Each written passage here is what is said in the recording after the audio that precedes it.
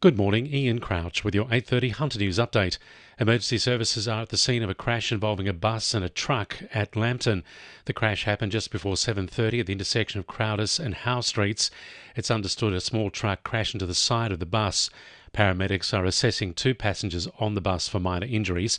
Southbound traffic is heavy on Crowdis Street. Meanwhile, a 54-year-old man remains in a serious but stable condition in the John Hunter Hospital after a truck rollover west of Cessnock, which spilled more than 20,000 litres of rancid fish waste. Around 25 emergency services remained at the scene at Boggy Swamp Creek at Putty for more than 6 hours before they were able to free the man from the truck. Police are investigating the cause of the crash, and the trucking company is expected to clean up the spill today. Caught today for 2 men allegedly caught trying to break into cars at Waratah last night. Around 10:30, patrolling police say they noticed 2 men in a white Audi acting suspiciously in Ada Street, with the pair running off when the officers approached.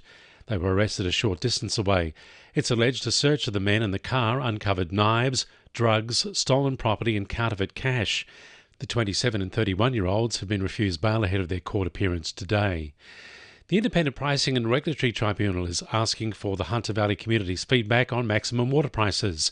The tribunal are inviting water users to comment on whether Water New South Wales is implementing appropriate pricing.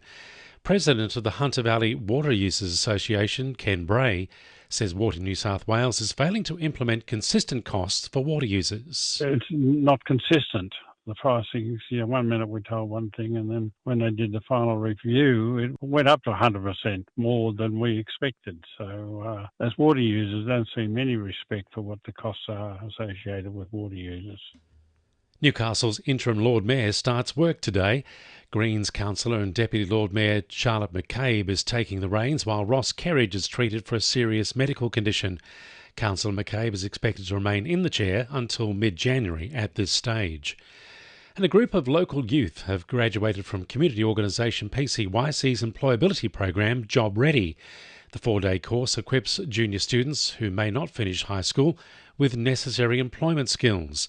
Club manager Holly Cressy says PCYC's mission is to empower vulnerable youth to find belonging in their community. We're trying to work with them to empower them, support them, be what sometimes is the only, caring adult they might have in their life, so that they, be more positive and I guess give back in a way. So it's like, how do we find ways to empower them?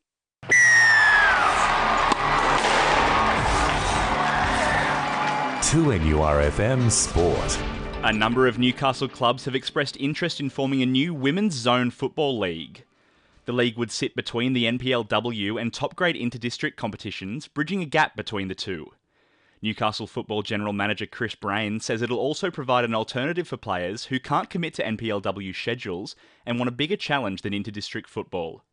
Meanwhile, former Adamstown Rosebuds junior Claire Wheeler started for the Matildas in their 2-1 friendly win over Wales. Newcastle cricketer Kiva Bray played twice for the Sydney Sixers in the T20 Spring Challenge. The 16-year-old took 1 for 21 on Saturday against the Sydney Thunder in a 24-run win, before taking 1 for 28 and finishing not out on 38 in a 32-run loss to the Melbourne Renegades yesterday.